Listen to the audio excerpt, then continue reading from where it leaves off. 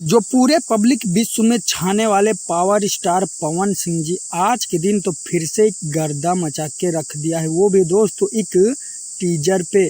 जी हाँ दोस्तों, बहुत लोगों का है कि 4 घंटे में 1-1.5 लाख व्यूज पहुंचता है, वो भी फुल गाने पे।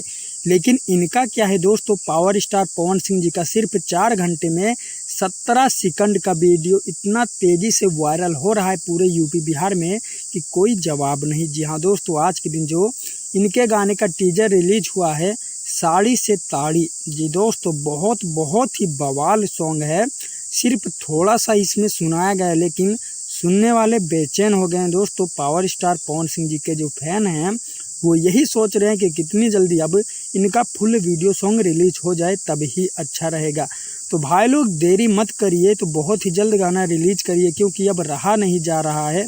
जी हाँ दोस्तों, इनका टीजर जो पवन सिंह ऑफिशियल चैनल पर रिलीज हुआ था, तो आप लोग जरूर जाके उस टीजर को देखिए और 1 मिलियन व्यूज क्रॉस करवाइए।